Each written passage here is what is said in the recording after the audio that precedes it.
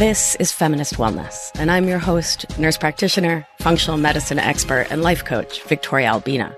I'll show you how to get unstuck, drop the anxiety, perfectionism, and codependency so you can live from your beautiful heart. Welcome, my love. Let's get started. Hello, hello, my love. I hope this finds you doing so well. I am delighted to be sharing a recent conversation I had on Alea Lovely's show, which is called Spiritual Shit. It's a great show, and we had such a lovely conversation. It was just one of those talks, when you meet someone and it's just flowing. We kept connecting, and it was so beautiful, and we talked about some really deep stuff about perfectionism and healing and self-worth and self-love and the deepest expressions of self-love. And it was such a beautiful conversation that I wanted to share it all with you over here on Feminist Wellness. Check it out. I hope you enjoy it. And if you're enjoying Feminist Wellness, I would be beyond delighted if you could head on over to Apple Podcasts or wherever you get your show, subscribe, follow, leave a rating and a review. The reason I ask for that is because the way these systems work, the more ratings and reviews a show has, the easier it is for other people to find it through the search. And I do this show as a way to give back because I am so grateful for all the knowledge, the privilege I've had to learn all this stuff. And I'm so excited to be sharing it with you all. So the more you rate and review, the more people find it, and the more this free resource gets into other people's ears. So thank you very much for taking a moment to do that. Hope you are having a beautiful week, and I will be back next week to talk to you all once more. Today we have the lovely Victoria Albina, who is just a powerhouse in feminist wellness and codependency and how perfectionism fucks your life. So we're going to get into a little bit about that and some other things. Say hey to everybody. Hey, so delighted to be here. Thanks for being here. Before we get into all the juicy stuff that you have and the things that you're able to offer so many people around the world, can you tell people a little bit about yourself and your background and how you got into the space in the first place? Yeah, absolutely. So my name is Victoria Albina. I am a holistic nurse practitioner, life coach, breathwork meditation facilitator. I use she, her pronouns, and I live on occupied, unceded Lenape territory in New York State. I came to this work, as many of us did, from being wicked sick myself. So I was physically sick. What's the difference between physically, mentally, and spiritually sick, right? There's all that intersection, pero bien.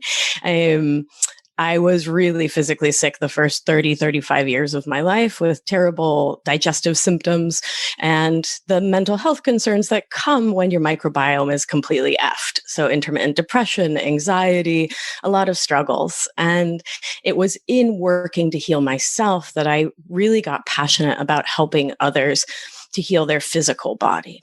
It was soon on that journey that I realized that that was only a small portion of the work that I needed to do, and then saw that reflected back in my patients, right? So we would murder off whatever bad bacteria was causing them crises, bring in the good bacteria, heal their nutrition, etc. But symptoms lingered and symptoms came back. And so often it was that mind-body-spirit connection that really needed to be attended to, which is what led me to study somatics and to study the mind and to become a life coach and to bring in the breath work that all together help support folks to release really problematic thoughts that keep us from attending to ourselves and loving ourselves, like codependent, perfectionist, and people-pleasing thinking. So can you talk to us a little bit about what somatics are? Because I'm super interested in that. I know that somatic therapy and somatic healing has brought together very much the mental health aspect with the, not even, I wouldn't say spiritual necessarily, but more psychological aspects of rewiring the brain to stop triggering us into old patterns via some neuroplasticity or something like that. So can you talk to us about what that is and how you got into that? Yeah, you're saying all my favorite nerd words. So somatics, soma, the body, right? So recognizing that The body does know what's up, and the body holds on to all the stressors, all the traumas, all the incongruencies in energy, the misattunements of our lives. All of these things live within our physiology. So again, from my own story, I had a parasite, Blastocystis hominis. It needed to die. And when I was really stressed out, I got heartburn. Sure, we can go down the physiologic path and we can talk about stomach acid, but that's a different topic, right? The soma, my body, remembered stressors and trauma from the past. And when I felt stressed in my adult life, all of that came to the fore, causing that physiologic reaction. I've also come to understand how many tensions in our bodies are from our lived experience. So, for example, if as a kid you were misattuned with your parental figures, meaning you had a need that they were not capable of meeting, right? Or unwilling to meet, unable to meet for whatever reason, maybe you wanted to either fight or flight, right? That sympathetic nervous system, you wanted to get the hell out of there, but you were 6. Where you gonna go, right? Or you wanted to fight, but you're gonna punch a grown-up? That's not happening. Yeah. And so that all gets stored in our physiology, in our cells, in our bodies, and also in our spirit. And so when that fight or flight is held within us, it wants to complete, it wants to satisfy that energetic need. And so, for an example, in the folks I work with who are working to overcome their codependent thinking, I often see a lot of TMJ, a lot of jaw pain, and a lot of hip pain, which is often that fight or flight, right? In the hips, that flight wanting to come out, that jaw, when you think about a boxer, right? The vagus nerve runs through your jaw. It's one of the most important nerves in the body, in my opinion, the 10th and the longest cranial nerve. And if you're hit in the jaw, it's a technical knockout. You're out you're out, right? And so the body armors against that, right? We hold tension in the body to protect the vagus nerve very fiercely. And so that clenching of the jaw was all that little you could do to protect yourself, knowing that you were small and you had no other options because small, right? Yeah. And so you hold that tension in your soma, that tightness in the jaw, as a way to armor, to attempt to protect that the physiology, but also the emotional tenderness. So fast forward 20, 30, 40, 50 more years later, we still have those holding patterns within our physiology until we recognize them, bring them attention and love, ask them what they need, learn from them, and give to them. So somatic therapy is a way in which we are integrating that trauma that we've experienced on that side with our physical body and with our now present memory or present awareness. Exactly. Okay. Exactly. Wow. So this is not even the direction that we talked about going. I'm so fascinated with what this is already, because it is a type of therapy, right? Or is it a type of like hypnosis or something? Oh, no hypnosis. No, it's a therapeutic modality. I'm not a therapist. And just want to be clear for our listeners. I don't claim to be an expert in all somatic practices. It's just something that I bring into my work as a nurse practitioner and a coach. It's the natural intersection of my training, my skills, and my 20 years experience. But yeah, it's a therapeutic modality that helps us to see where things are stuck and things are keeping us in those same thought loops and the same physiologic experience that can lead us really just to feel like crap, to put it elegantly. Yeah. A lot of our lives, we live in those thought loops. And thought loops are really important when I talk to my clients and then a lot of the people that we've had on the show, and how we kind of I call them paradigms or narratives or, stories that we tell ourselves. And we get in these thought loops of like our trauma and our identity and what we think and how it defines us. And we find ourselves in situations where we're always saying, why does this always happen to me? Like, why does this always happen like this or whatever? Not necessarily aware of those cycles that we're kind of going in or have been ingratiated in as a result of some of our childhood, inner child healing that needs to happen. Now, you speak a lot about inner child healing. And for people who are, maybe this is their first show that they're listening to, what is inner child healing and why is it so important? Yeah. So the concept of the inner child is an understanding. Again, this is reflected in somatic work, that every childhood experience that we have imprints on us and it stays with us. And so it's a personification of that experience within us, because doing so allows our naturally creative human minds to get into conversation with those parts. And so it's an understanding that each of us has protector parts. We have this beautiful gift of resistance within us. We have defenders, we have jokers, we have peacekeepers. We have this entire family within us whose number one only goal is to keep us alive. And so the more we can get in touch with our inner children, our inner family, our inner village, the more we can understand their motivations, their intentions, their goals for us. And when we can get into conversation, well, then adult us is in conversation versus having an 8-year-old driving the bus, right? Yeah. Yeah.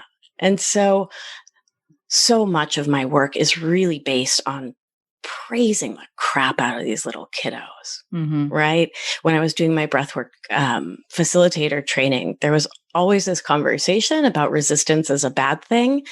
And I'm just so not down with that. I think our resistance is one of our greatest gifts ever, because it's an inner part saying, I'm scared. And so, right, we can run roughshod over that, but I don't think that's healing. I think that's really problematic, right? And creates an internal stress that is not helpful and leads us to need more healing support down the road. I don't want to say re-traumatizing, because I'm not sure it's always to that level, but it's of that ilk. Yeah. So instead, what I teach my clients to do is to recognize when those inner children are like, you want to meditate? That's very dangerous. If you're still with your eyes closed, you will get eaten by lions. And to say, you know what, kid, that makes a lot of sense. Yeah. I can see why that's wicked scary for you, right? Okay. But listen, adult me is in charge right now. And so you get to go play with the other kids and to trust me. I know other adults may not have been trustworthy, but I've got our back. Right. That's something that's interesting to kind of talk into, the resistance point, because we talk a lot about resistance on the show, but more in the sense of manifestation, energetic resistance, not like physical resistance, but resistance as a survival, a way of survival, a way to defend the body. Yeah. And to pay attention to and integrate whatever those things are. Now, on our topic of codependency, we've spoken about that for sure. And that is something that loads of us struggle with. Yeah. And I do think that it deeply does come from, like, when we look at a cultural standpoint of especially anybody who identifies as a feminine and how society has portrayed feminine and how we're supposed to be, men as well. But I do think that I hear a lot more about women struggling with that, as far as like the ways in which their value is being ascertained by or validated by someone else loving them or feeling like that's the only way that they feel of value. Can you define what codependency is and what are the main kind of characteristics to kind of identify that within oneself? Yeah.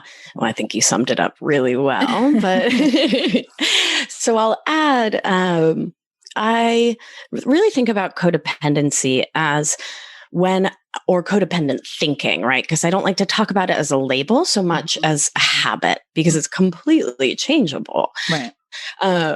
Right. So codependent thinking is marked by believing that other people's thoughts, feelings, lived experience, emotional state, wellness, lunch, like everyone else's everything, is to be attended to before yours. So it's that chronic habit of putting other people before you and then internalizing how you perceive them and making it mean something about you and your worth. right? Oh, he's unhappy. I'm unhappy. She's upset. I need to be upset with her, right? They don't like the way this is going. I need to shift the way I'm showing up to try to make them happy, even if it's not what makes me happy and brings me pleasure and joy or peace and calm. But I need to sort of chameleon myself to take care of others and keep their everything ahead of my own for my own internal safety, right? Because that's where it comes from, right? And So yes, obviously. How does that normally develop? So I think you're very right on with the piece about socialization. I think humans that are socialized as women and anyone living as a woman experiences this story very strongly. And obviously that's a generalization, yeah. But to continue to generalize, we are taught to always put the men in the family ahead of ourselves, put the family ahead of ourselves, put children ahead of ourselves, like put everything in the world ahead of our own desires. And so I think it manifests from having that modeled in childhood. From the psychological literature, the term codependency originally comes from the addiction world and was used to talk about the wives of alcoholic men. I really expand on that because I find that it's often not the case. One doesn't have to grow up in a household with addiction or alcoholism, but in a household where folks are codependent and are modeling that, right? Are modeling putting everyone else's everything ahead of their own. And so how does it manifest? I often see it as perfectionism and perfectionist thinking, people pleasing, really, again, that shape shifting and trying to be everyone to everything to everyone. I often see it, it's fascinating, right? As judgment of self, like a deep, deep judgment of self as always being a letdown, always being behind the curve, never doing enough, perfectionism, which can come with a really harsh judgment of others. An interesting place I'll see this showing up is with codependent thinking. We spend so much of our time and our energy and our emotional bandwidth doing and doing and doing and doing for others. And so we judge others who don't do the same, right? We expect, right? Yeah. We spend our time attempting to mind read. And I don't mean actual psychic powers. That is a different conversation. That's totally legit. I mean, like trying to anticipate needs with this energy of like, it'll keep me safe if I anticipate their needs. Yeah. Which again, in childhood may have literally been the truth. Yeah.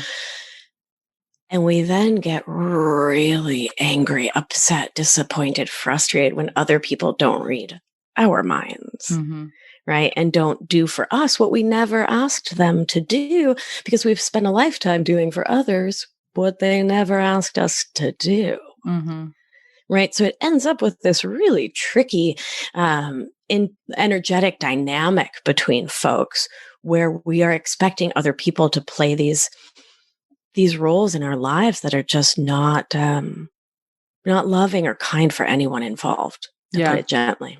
Yeah.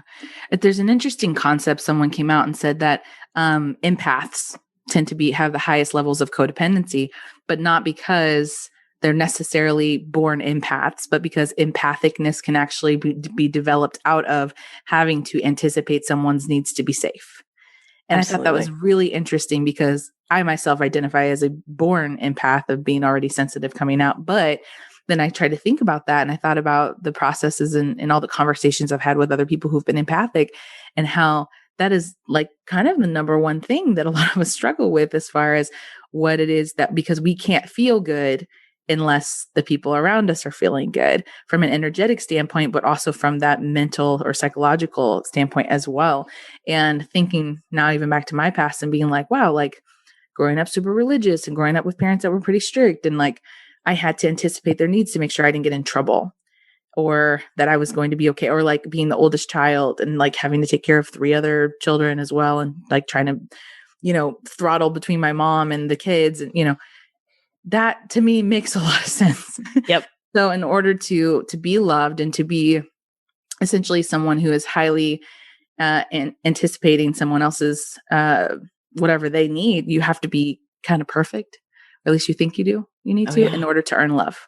Yeah. So can you expand a little bit on that, like the perfectionism myth and how it fucks up your life? Well, I want to start by saying 3 cheers for little you. Right? Hurrah. Like, yay, those little humans kept you safe. Like, what genius, tiny, tiny peoples, right? At 6 and 8 and 12 and 14, to be able to read the room energetically and otherwise, and to stay one step ahead. I'm so glad they showed up for you that way. That's beautiful. Yeah. I like that. I like it. Yeah. Yeah. It's nice, right? Because I think part of the perfectionist myth and part of codependent thinking is this chronic beating ourselves up for what's already done and beating ourselves up for what we're doing now and just going ahead and beating ourselves up for what we might do next week. Why not? Right. And so when we pause and we celebrate that inner genius, it really opens that door to breaking through perfectionism, because we can see that what we may label as currently maladaptive, it doesn't support us now as adults, was genius back then. And so that creates, it's like the crack where the light comes in, right? That whatever we're doing now with best effort may be genius for future self. Right. And so that allows us to consider that maybe just possibly we can be a little less fucking harsh with ourselves. Yeah. And perfectionism, that perfectionist habit, teaches us not to celebrate ourselves. And if we think back to little you, could she pause to celebrate herself, or did she have to do the next thing and the next thing and the next thing and the next thing? Right. So as adults, when we pause and we celebrate little us, last week us, today us, and go ahead and celebrate future us, because I'm sure that human's going to do a great job. Again, we start to break it open just a little bit. To circle back to talking about being an empath. Yeah. So I think that the one thing for me in my experience of the difference between being an empath, one can be an empath and have it be a wild and amazing gift. And one can have the gift of empathy as a survival skill and have it be problematic when we don't have healthy boundaries. And I mean that on all levels. I mean your energetic boundaries and your psychological boundaries, your financial boundaries, your time boundaries, like all of it. Right. So it's one thing to say, I feel his energy. He's mad. That human, they are disappointed. Right. And to recognize it, to feel it in that loving, connecting way. And then for me, it's not mine. Right. I give it back. I push it out of, I picture my energetic orb around me, and it's a thing, living on Lenape territory in New York City for so long. I set an energetic protective orb around myself every single day before leaving the house. Right. And so I push that gently out of my orb because it's not mine. I don't want it. I don't need it. It doesn't serve me to take it on. And so for me, that's my empathetic child meeting my adult self. For her, it was brilliant. It was amazing. It was protective to take it all in, make it mean something about me. Again, perfectionism. I have already effed up. I was born effed up. Everything I do is effed up. Because if I believe that, I can stay one step ahead of danger. It's like, I talk about this because I'm really effing silly. T-Rex consciousness. So think back to Jurassic Park. Yes. If you're not moving, the T-Rex can't see you. So if you live in a household of T-Rex, if you stay very still, which can look like getting the straight A's, getting the gold star, getting the lead in the play, doing sport words, whatever it is, right? Making the dinner before parents get home, pouring the drink before someone gets home, the T-Rex won't see you. It won't eat your face. Yes. How fucking genius is that shit, right? Yeah. Yeah. That's some magic fucking shit right there. And that is perfectionism. Mm-hmm. That is that line of thinking. If I stay at least 20,000 million steps ahead, my boss, the T-Rex, my partner, the T-Rex, my mom, the T-Rex, my dad, all of these T-Rex, they will not see me. They will only see the perfection in front of them. And I get to live another day. Hmm. So how does one step outside of that and find themselves in a position of power and not in a place where they're trying to be hidden? Slowly. Yeah. Very, very slowly, which has been a challenge in that I work with so many New Yorkers who are like, okay, listen, can we get this done for Tuesday? I'm looking at Tuesday on dropping the codependency, Tuesday afternoon for the perfectionism. People pleasing, we can wait till Tuesday evening. Yes, it's Monday morning. Can we get going? Thank you, Fran. Any friggin' time. Yes. Let me know. Love it.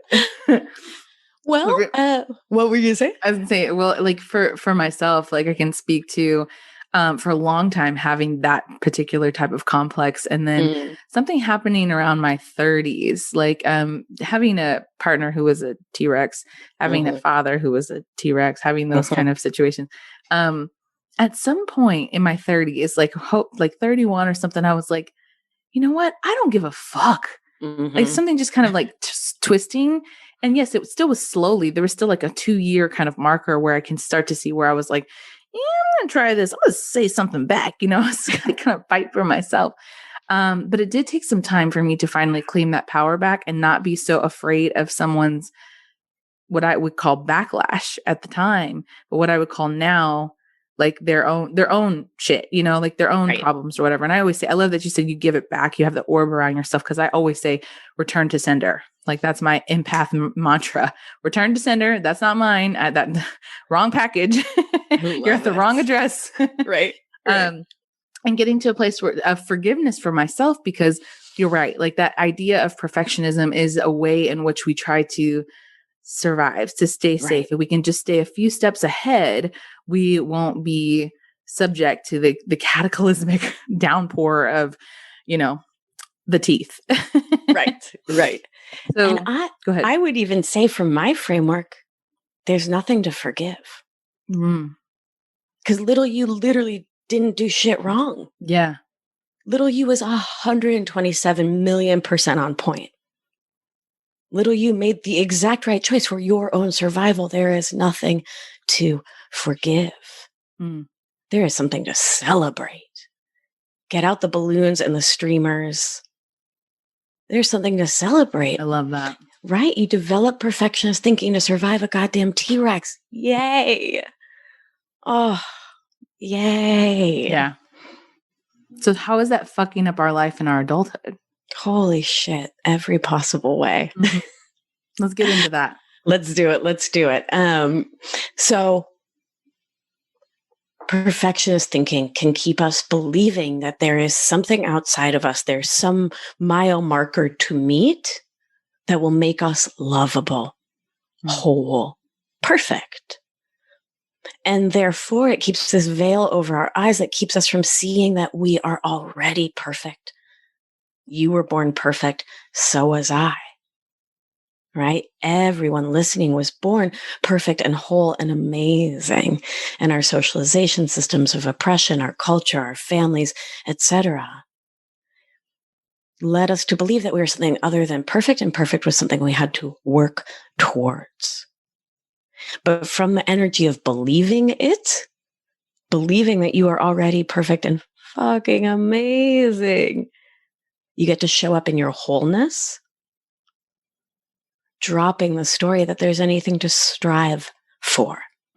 Because striving has that sort of yucky, icky, like graspy, gotta get it kind of energy, versus knowing that you have so much to give, that you have such a bright light, and that you get to show up and shine it. a note on somatics. I'm watching my body on the video, which I know listeners, you can't see, but I'll share with you. When I'm talking about that feeling of being less than, having to prove it, I watched my own shoulders collapse. My posture collapses. Mm-hmm. My head tilts down, which is smart survival, protecting that vagus nerve. The second I brought in that energy and started talking about believing in my worth and my value and my wholeness, and that I get to give, I opened up. I felt my chest, my pecs, my shoulders just whoosh. My posture open from that belief that I have nothing to prove. I have nothing to prove to anyone. Now, the pushback is, but goals, Vic. Like, don't you have goals? Don't you want to get shit done? You know, I do. And I want to do it from the place of self-love and love for you and love for the collective, love for the world, not from the place of trying to prove myself. Mm-hmm. That's fucking powerful, Vic. I'm so fucking glad you fucking think so.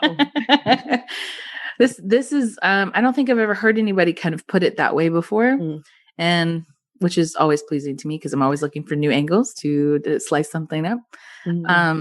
Let's get into this because you talk a lot about, feminist ideals and how patriarchal society and all that good stuff is how it affects this perfectionistic ideals. So kind of give to me, what your philosophy on that is, because there are some people who are like, kill the patriarchy and, whatever. And then there are other people who kind of come from the perspective of like, it's not men's fault and it's not this and it's not that. And like, obviously, like we're talking more from a spiritual perspective of healing, but we do get these social ideas from being socialized in our society. So kind of talk to me about that and your philosophy on those. Yeah, absolutely. So my work is guided by key core feminist principles, which I believe can and should and must transcend the gender of any one person or group of people who use these practices in their lives. So I use these principles to guide the way I move through the world and the approach I use with my clients and historically with my patients. So to me, this means holding a deep belief that every human on this earth has inherent dignity and value, core feminist principle. Deep belief that we are all capable of change and growth, no matter how we've been socialized or how we've navigated our lives in the past. So again, that forgiveness, right? That regret is optional. Recognizing we are where we are, part and parcel of the systems we've been trained in. I deeply believe that we are not able to heal the world until we heal ourselves first, not from some white supremacy teaches us that the individual is the only thing that matters. And that Horatio Alger's pull yourself up by the bootstraps bullshit. I'm not ever here for it. But I believe that we need to heal ourselves first because it is only from that place, right, of putting ourselves first with love that we can show up for collective healing, which is vital, with our fullest energy, love, kindness, care, and not from that grasping. Does that make sense? Yeah. 100%. Bien. Yeah. Bien. Bien. I'm from Argentina, and I did a thing I know not to do, which is I spoke to my mom before getting on this call with you. And so when I spend the morning speaking in Spanish, the translation. Bueno, listo. Lo vamos a hacer todo en español, ¿sí? I speak a little bit, but bueno. I'm better at French. Lo siento. Disculpame. Todo bien.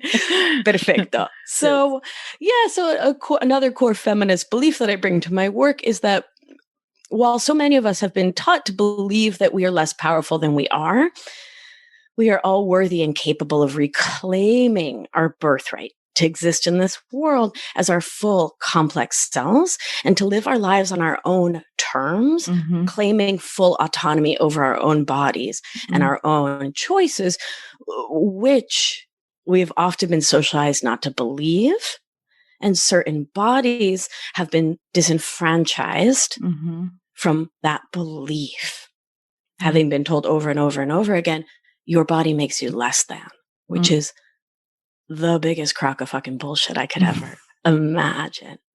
No? Yeah. Yeah. How do you feel? And this is actually, this question came from Karen.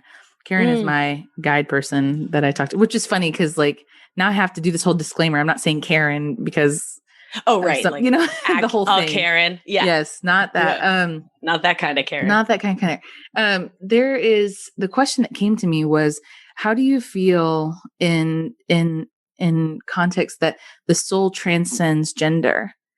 Like, how are we healing through and bringing through our energies, without gender? I don't know if that makes sense.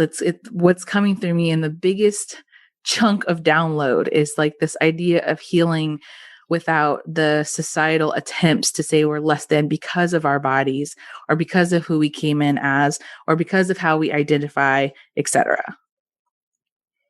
Well, I think we can, one of the big things, codependency, perfectionism, these things teach us black and white thinking. Right. Again, T-Rex, not T-Rex, right? It's a survival skill. It's brilliant. It's amazing until it isn't. And so our brains can get really stuck on saying, well, it's this or it's that. But I teach that we can hold the duality as a way to bring in a different kind of wholeness. So I believe that one can recognize that, yeah, sure, the soul, the spirit doesn't have gender or race or class or, right, it transcends all those things. And I think it behooves us to be very thoughtful and careful, not to use that framework of the genderless, raceless, unclassed soul, spirit, energy, body as a way to ignore. And I'm not saying you are doing this, right? But we know who is in the white spirituality world, right? That bypassing world. To not use that story as a way to disavow the realness of the bullshit that's going on on this planet in this moment, especially for humans in Black bodies, especially for immigrantes, little children sitting in cages on the border covered in COVID. I mean, right? And so I think we get to hold them both, and in that process, not drop the thread of either. Does that make sense? Yeah. Because I was getting the overall, and I don't even know if I communicated that question what she was saying, because it felt so palpable, like a big bubble that was sitting on me. But this idea of that if you're spiritual, you can't be an activist, or if you're spiritual, you can't have an opinion, or if you're spiritual, the biggest one, you have to be perfect. And so there are a lot of people running around with torches and pitchforks that are coming after people and saying, okay, you said this and you said that, and whatever. But more than anything, so many things being either bypassed or people who step out and say something who are quote unquote spiritual, like myself. Like sometimes I get some guff about having a very strong opinion about certain things. And I'm like, I'm someone in a Black body. I identify as a cisgender female, but like there are definite things and oppressions that I've experienced for sure that affect my psychological, my societal, like my spiritual being. And so it's interesting to see the flex between the two. And so I thought it was like very interesting to see like how you kind of put that together, and how perfectionism, codependency, like all of those things kind of are ingratiated into these concepts, very much so. Yeah, very much. Makes sense? Yeah, absolutely. Yeah. And I think that if someone is to be a spiritual leader, they must address the suffering of the human form in this lifetime. Like why are you talking about the chakras? Why are you talking about energy being? Like, what are you talking about if you're not recognizing that different bodies are differently oppressed in this physical lifetime and moment? Like, I don't know. I think the talk of bending time and the 5D, there, Go mustn't. Oh, shit. Well, no, I guess I just mean like we mustn't lose sight of what is happening to the humans that we are talking about when we talk about going to an astral plane. Because I'll go on a journey. Mm-hmm. I love a goddamn journey, right? I have a lot of gratitude, for the abuela. I have a lot of gratitude for the little people, like I have a lot of gratitude for a lot of access to journeying. Mm-hmm. And we cannot forget this human plane and that we're talking about actual fucking humans. Yeah. Right? Yeah. Now, we started the beginning of the interview talking about things that are very accessible. Now, I know that you are also super weird like me. And so I want to get into so weird. I love all the weird shit that we could talk about. Right now, like what's something that or not even right now, like you talked about the little people and the abuelas and stuff like that. What are some of your, kind of belief systems that you work with that are kind of far out there? Oof. I mean, I think that's it so depends on your lens, right? Yeah. Right. Because when I was a primary care provider, telling my patients to take probiotics, like the people in my office were like, wait, what? And I was like, no, she has IBS. She needs fermented foods. And they were like, okay. Like that doesn't, so it's so, what's the most out there thing? My brain just went right to everything that's happening in the white dominant healing space of this rugged individualism. And so I think, I don't know that that's so out there, but let's go there. Now, because people know, we kind of leave these your interviews more intuitively. And so what does the collective need to hear? So go with that. Okay. We need each other. We are pack animals. Our nervous systems need one another. Co-regulating our nervous systems with another living human, with another mammal, or with a tree, or with the concept of Mother Earth, or with your resources, your internal resources. So resourcing your abuela or the abuela. A client of mine resources Dr. Maya Angelou when she feels down, right? Connecting in with the importance of lifting all of us up has to be primary in our work. Is this tracking? Am I making sense? Yeah. Yeah, my brain's going to so many places. For people who are listening who don't understand what she means by resourcing, yes, we mean accessing people who are passed away, who may be in the beyond, who could be spirit guides, could be angels, things like that. As you just heard, I spoke to Karen, and she has this really cool ancient name that begins with a K. It's just hard to say. So I abbreviated it, but and being able to kind of access this kind of we are all one. I talk about the text a lot, the law of one, where it talks about our collective consciousness and how we're all blended together, and that the whole point of this whole damn Earth School is for us to understand that we are not individual, that we are all collective spirit, kind of acting together, trying to essentially raise our consciousness in a way that we're able to progress in the expanded soul, if you will. And that this rugged individualism that we do have, this kind of capitalistic, individualistic, it's for me, not for you kind of thing, will be the downfall of every empire, the downfall of every society, Atlantis, if people believe in Atlantis, Rome, all of our largest empires to come in, kill, destroy, take over, colonialism, all of it.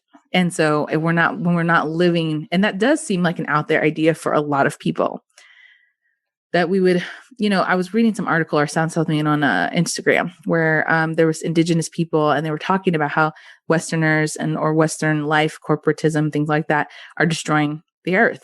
And the woman had said, "You're not used to indigenous people calling you ignorant." And I love this line because she there was a much larger article where she spoke about how the oneness, like our connection to Mother Earth, our connection to the animals, our connection to nature, and our connection to each other, and how important it was for our own survival. And kind of seeing the dichotomy of what's happening in America right now, especially. And I just, there's a part of me, I'm Cherokee Native American as well. And so yesterday was, while we're recording this, was Columbus Day / Indigenous Peoples Day. Yeah. And I had a discussion with my boyfriend about it because I posted a meme that said, hey, fuck Christopher Columbus, and had the middle fingers up. And I just thought it was funny. So I reposted it. And we had this long discussion about identity politics. And he was like, like sometimes that can be dangerous because when we get into identity politics, it can essentially negate the oneness that we're trying to achieve as far as like as a people. And I was like, I get what you're saying, but when this particular group of people have been oppressed, like, I'm fuck that dude, like, yeah, sorry, seriously. Like I couldn't mesh the two. I said, as the sum of all lineages that I've experienced, like, nah, like Nah. intentions, not like, nah, like NAH. Nah. So we had a very interesting discussion about that. And even in that, me thinking, okay, because I love the point that he brought to me, because I was still thinking, okay, yeah, like what does that look like to be in oneness when you have been wronged, when you have societies of oppression and things like that? Before I just keep rambling, what do you think about that? First off, I love your rambles. Thanks. Subscribed, rated, and reviewed your rambles. So that was A, number one. B, number two. No, I think you're completely right on. I think there is such a difference between that we're all one, we're like one human race, and like, me first, in that, like, that's where it begins and ends. Mm. And what I'm hearing you say, which is no. Nah. Like, nah. I just translated it. No, pero nah. Yeah. No, we have to levantar. We have to lift up communities that have been oppressed since somewhere 1492, was it? We're somewhere around there, somewhere around there, yeah. Right? And I think that is a vital part of reclaiming that collective spirit and re-energizing that collective spirit, right? To say there is unity here. I picture spirals, right? So I picture it spiraling outward. Yeah. And so for myself, it wasn't until I was able to do the healing work on my own, over reliance on attempting to control other people and their thoughts and their feelings and their emotional state and their needs, that I was able to get into oneness with myself versus a fight within me. And from there, I was able to be of service from my wholeness. Huh? Yeah. And so I even think of, like, in my early 20s, some like service trips I went on where I thought I knew shit and where I wasn't humble. Right. And I showed up in Indigenous communities without humility. Coño. Oops. Right. Yeah. And to then fast forward to being at Standing Rock or going to the Navajo Nation to be of service through herbal medicine, and just the difference it made to show up and experience those settings and those communities from my own watcher versus that rugged individual that needed to insert myself. Is this tracking here? Yeah. Bien. I think it is vital and important for communities to come together to find that collective power in a collective shared experience, not just of oppression, but of the joy that is inherent in whatever that identity is. Right. Right. Because it's really difficult for all of us to be one when we haven't essentially been able to not just acclimate, because we don't want people to just acclimate, but to heal, like what's happened to people that we have had, that type of trauma happen to. And when you talk about survival, let's bring it all back here to the way that we would behave as children and the T-Rexes that we have in our life. And we think about the people. To me, this is such a spiritual topic, and people are going to say it's political. But what's the difference? Right. Like we are still spiritual beings in the midst of all of this. And it's like, don't get political. It's like, this is highly spiritual for our expansion. If we're not able to integrate this, we cannot expand. Agreed. We can't. So without being able to let and allow, like, how can we all be one when we don't all have the same experience? And that being in certain bodies doesn't allow you the same experience to progress. Like talking about going into yoga studios and sound baths and all kinds of stuff and never seeing anyone who looks like me. Like what's accessible to some people is not accessible to others. And to see how like we're not able to make those connections together. You want to talk about T-Rexes. I've got perfectionism out the ass on other levels, on more, I'm just talking about myself, but like from my perspective, I can only speak as myself, but like there are levels to this shit. There are more T-Rexes that I encounter that I notice that some of my other friends do not. Well, my brain just went to Kamala and at the debates where, God, it was so many layers of feelings to watch her embody the character of not the angry Black woman, right? Because that trope is so ready and available to be thrown in her face, right? Her tone was off. Why'd she have to be angry? Look at all those facial expressions. Oh my God, why does she have a face with muscles in it? My God, right? So Pence got to sit there and tell actual lies, and she got to calmly say, I'm speaking, right? So talk about like the government is your T-Rex. Racism is the T-Rex, right? She got to, and I say got to, I mean, to get her message across, it is almost, she has to embody this story of being the like acceptable Black woman, not the angry Black woman. And that's some bullshit right there. Yeah. That is some bullshit right there. And if I may, to your previous point of like, we're spiritual, don't get political. If that thought ever crosses your mind, I want to invite you, dear listener, to check your privilege with all the love in my heart, right? If you believe for a millisecond that the personal is not political, right? Then you are sitting on a mountaintop of privilege. Right. And there's no guilt, there's no shame needed, right? If you are born into a white, cis, het, moneyed, educated, family, bueno, there you are. Stop telling others how to live their lives in bodies that have been systemically traumatized and oppressed.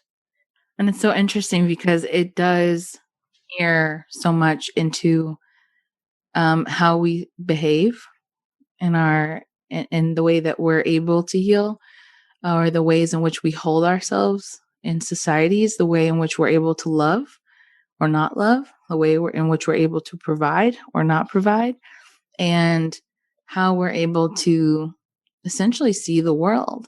And so I love that like the quote unquote out there is essentially like the thing that I think people are most afraid to hear right now. Large audiences of people who are afraid to hear right now. I'm not actually sure when this episode is going to run, so I don't know if this will be before or after the election. Oh, wow. Once we write out the schedule, this is how the podcast works, guys. But to know that just even right now in this current climate, that wherever we're at, we're all still like whatever body you're in. Most of us listening to the show, I'll say that, are trying to heal in some facet. We're trying to discover more about what it is that we're doing on this earth, why we're here, and what we're here to do. And if you are someone who is able to have privilege in some form or another, whether or not that triggers you to just pray. Pray with us for a second that you would have awareness brought to you right now. Like awareness brought to you in such a way, in such a strong way, that spiritually we will be able to connect on all fronts, that we would all be able to have the same experience at some point. I know that sounds impossible, but I think that's the goal, like that we can all live freely and all live in a place where we're not traumatized or oppressed by others, And that is a very spiritual thing. Like if we are all going to come to the concept that we're all one, that we can't bypass the fact that right now, some people get to just think about oneness and others don't have access to it. Yeah. And so, that may be radical to some people, but to me, it's incredibly spiritual, incredibly. Yeah. And yeah, I'm done preaching. I love it when you preach.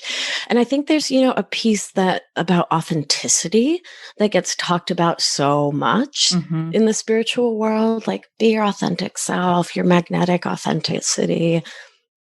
And I'm totally into it, right? And just again, the way people in bodies that have been oppressed and marginalized have to step out of their authenticity to survive white spaces.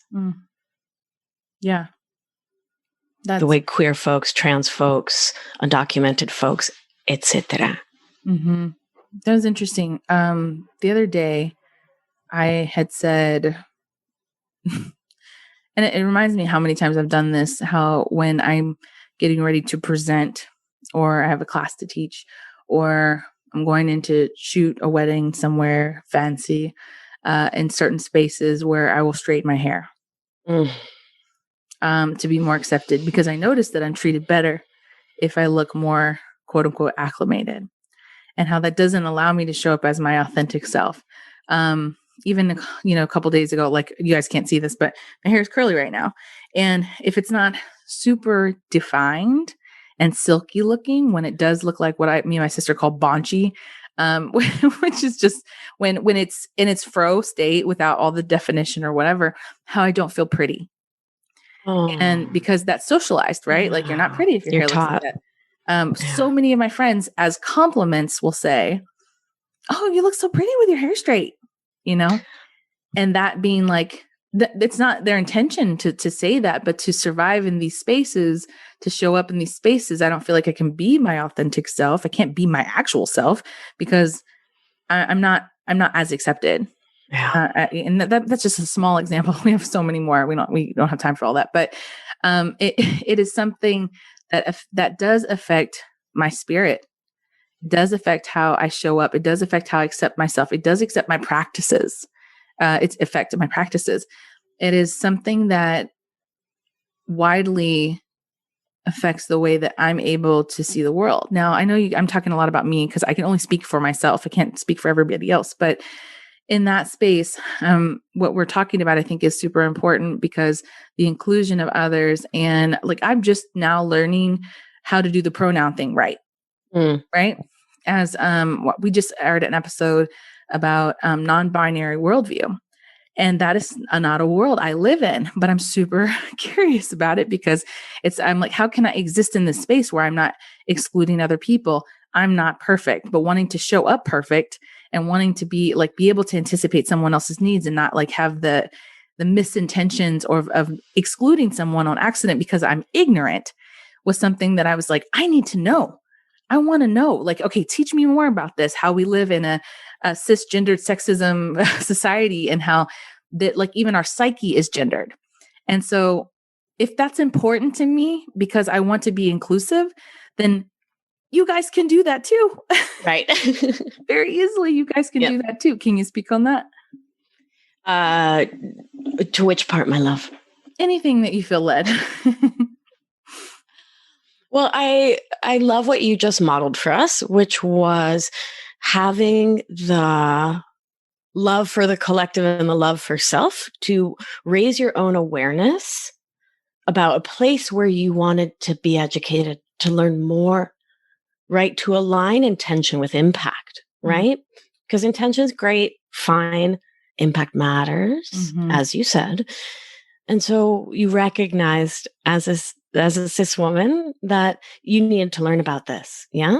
Yeah. And so the process I teach is awareness, acceptance, action. So you had that awareness. I'm imagining from what I know of you, you stepped into an acceptance. Okay. There's a deficit in my knowledge here due to my socialization and this heteronormative culture in which I was raised and created. Be in action. Let me bring a guest on. Let me read a book. Let me learn about this and become one more person modeling the importance of attending to the collective, right? The importance of taking that extra step and that extra time, which you took to say, I want to show up as a vessel of love. And when I mispronounce someone, I hurt them. Mm-hmm. It is not kind. It is not loving. It is not how I, as a spiritual animal, want to show up. And so you did that work and you're modeling that. And I think that's absolutely beautiful. And still working on So it. thank you. That's Bueno. It's lifelong. Yeah. But I think that may be why, and just to bring this back to perfectionism, why it's so difficult for us to accept when we don't know something, when it's difficult to feel ignorant, when it's difficult to feel like we made a mistake. That perfectionism and being like, I'm just going to ignore that T-Rex because I don't want to mess up. I'm not going to speak up about this because I don't want to mess up. I had a lot of people come back after, all of the George Floyd stuff went down earlier this year, and people being like, first people attacking other people for not saying anything, but a lot of other people being just afraid that they were going to say the wrong thing. Yeah. And that how perfectionism not only fucks up your life, but it fucks up others. Yeah. I did an episode of my podcast, Feminist Wellness, about this specifically. I also did an IGTV about the nervous system and how it's incumbent on white and white passing folks like myself, white passing, to deal with that shit, right? To regulate our nervous systems and to get right with the fact that we are going to fuck up. Yeah. You're going to say some shit wrong, and that's okay in service of learning how to do it right. Right. And the key thing here, in my opinion, is to not center yourself as the person who is not of the oppressed group. Right. So not to be I'm so sorry, I did it wrong. Right. Right. Like, yes, have that moment. Have it with your journal, right? Have it in your own sacred space and bring the best of what you are learning and working on and doing to the collective, right? Do not burden Black folks, gender non-binary folks, trans folks, right? Other oppressed communities with you learning to do the work. Come with your best work. Does that make sense? Learn better, do better. Yeah. Yeah. And when you do fuck up, what is so beautiful is when you do not make it about you. I did a whole series about apologizing, in part thinking about this. My partner's gender non-binary trans, and folks will often fuck up their pronouns, like chronically, constantly. And there's such an energetic difference. And I watch it on their face when someone says, oh, I'm so sorry. I always, it's they, them, right? I use they, them, or do he, like, what do I'm so sorry. I don't know why I can't do this right. Like, God, you'd think I would learn and like make it into this whole shame show that like I get, right? I have struggled for 41 years with my own perfectionism. I get it. And in that moment, you get to step into that higher version of yourself that doesn't need to center you. Right. So I watch my partner's face when that shame show shows up. And when someone says, sorry, dude, they are going to the park with me. Oh, I fucked it up. Sorry. My apologies. Yeah. Right.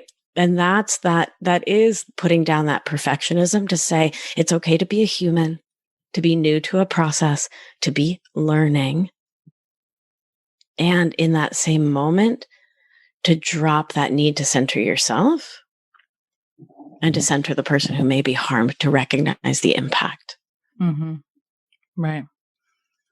I think that's incredibly important in the process of having to essentially become aware of how perfectionism produces shame. Yes. And how shame, I did an episode about this a couple of weeks ago where we say, shame is, guilt is, I made a mistake. Shame is, I am a mistake. Yep. And so perfectionism, when we are in the spirit of perfectionism, how shame exudes and how it then not only hurts us, but does hurt others as well in the process because of the way in which we see the world as we have to be perfect to avoid being a mistake, which is just unrealistic. Well, yeah. It's also not true, right? So if we come back to that belief that we are inherent goodness, that we are each born completely perfect and we're just figuring it all out as we move through this life, there's nothing to prove. Right. You just get to learn and to learn, to apologize, to learn. I say that perfectionism is shame plus fear, right? I am an oopsie and I fear that you will know it. I fear that I will be shown it and then I will beat myself up wildly. Right. And this is why essentially that's what stops a lot of us from continuing education, continuing to learn. Because if we find ourselves in a space where we are ignorant or we've made a mistake or something, we, one, have to admit it to ourselves to expand. But then two, maybe others would find out. It's better for me to stand my ground exactly where I'm at and put on that face in order to protect myself, put on that mask to protect myself in the midst of while I'm feeling like I'm a mistake. Yes. It's the duality of the mask and the shame. Yes. Incredible. Yes. Yes. Man, we could talk about this forever. And ever. And ever and ever. So before we're going to go, and I'm going to ask you a few more questions on Patreon. We're going to get a little bit deeper. But before we go, what would you be, your lasting thought be for our collective and something that they really need to hear? You are the medicine you've been looking for. You are your most powerful healer. The guru is within you. The teacher is within you. And we each get the opportunity in this lifetime to tap into that deep internal well of healing and to spiral it out, to learn from and give to the collective. That oneness to lift us all up. Beautiful. Thank you. Thank you. Thank you so much for being on the show. Can you tell people where to find you? Oh, yes. On the Instagram at Victoria Albina Wellness. My podcast is called Feminist Wellness. It's on literally all of the things. So check that out. And my website is victoriaalbina.com. I have a set of free meditations that you can get for free to your email inbox because I love you and you matter. So head on over to my website. It's right literally at the top of the homepage. You put your name and email in and poof, they arrive. Yeah. Amazing. Well, thank you so much for being on the show, guys. I feel like we covered so much today and so much to think about. Like some things may have triggered you and we're not sorry because triggers are good. They're good to show us where our awareness is at and where we need further healing. So I hope you did get a lot out of this as I did. Please share this episode with someone you love and make sure to find us in the next one. We'll see you later. Bye. If you've been enjoying the show and learning a ton, it's time to apply it with my expert guidance so you can live life with intention without the anxiety, overwhelm, and resentment so you can get unstuck. You're not going to want to miss the opportunity to join my exclusive intimate group coaching program. So head on over to victoriaalbina.com/masterclass to grab your seat now. See you there. It's going to be a good one.